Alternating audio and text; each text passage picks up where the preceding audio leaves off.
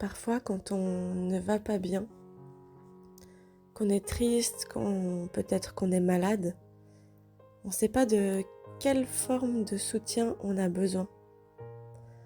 Et alors, on tente de le faire savoir à nos proches, de le signifier par des biais en fait interposés.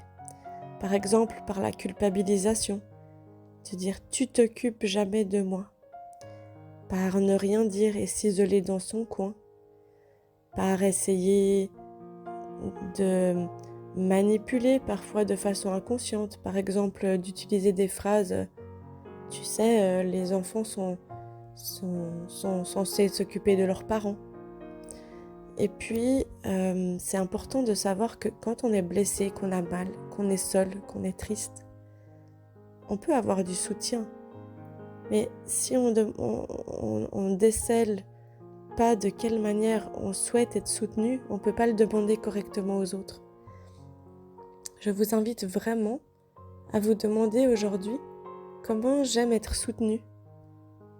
Quand j'ai quelque chose qui ne va pas, est-ce que pour moi le soutien, c'est que la personne me rassure, me dise de manière naturelle, tu sais, tout va bien se passer, je suis là. Est-ce que c'est que la personne soit là physiquement et s'occupe de moi en me préparant de la tisane? Voilà, ça c'est dans un cas de maladie par exemple. Est-ce que c'est que la personne, finalement fasse les choses à ma place? Est-ce que c'est ça que j'aime? Ou est-ce qu'elle me donne un conseil? Parfois quand on a quelque chose de difficile en soi, on aime juste en parler et puis on aime juste être écouté, pas forcément avoir de conseils ou de l'aide.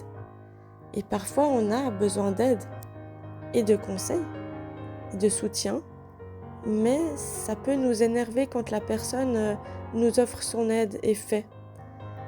Et du coup, si je ne l'ai pas conscientisé, je ne peux pas le recevoir.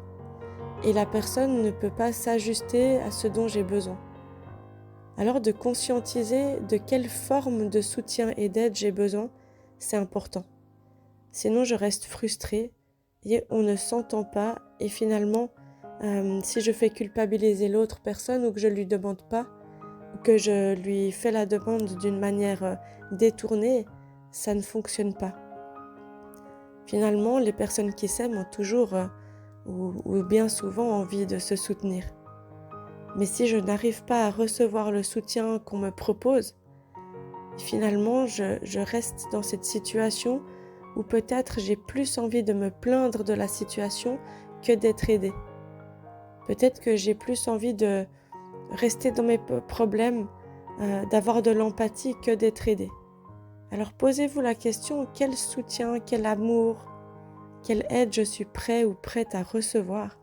Et est-ce que mon besoin, c'est un besoin de présence supplémentaire, un besoin d'empathie ou un besoin de soutien? Et ai-je vraiment envie d'aller mieux?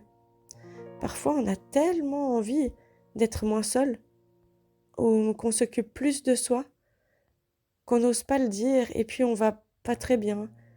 Et c'est aussi un moyen d'avoir de l'attention. Simplement, inconsciemment, c'est un moyen qui fait fuir nos proches. Alors, on a le droit d'aller mal, de pas aller bien. Mais on dit que dans la vie, il y a vraiment 4 choses qui sont très très dures à dire. Ça vient de Ho'oponopono. Ces 4 choses, c'est je t'aime, c'est j'ai besoin d'aide, c'est est-ce que tu veux bien m'excuser et c'est pardon, je te pardonne. Alors je vous invite vraiment dans ces 4 phrases à oser dire parfois j'ai besoin de soutien et j'ai besoin de soutien de telle ou telle manière. Ainsi je pourrais le recevoir et me sentir mieux et aller mieux pour de vrai. Parce que je vous souhaite d'aller bien. À tout bientôt.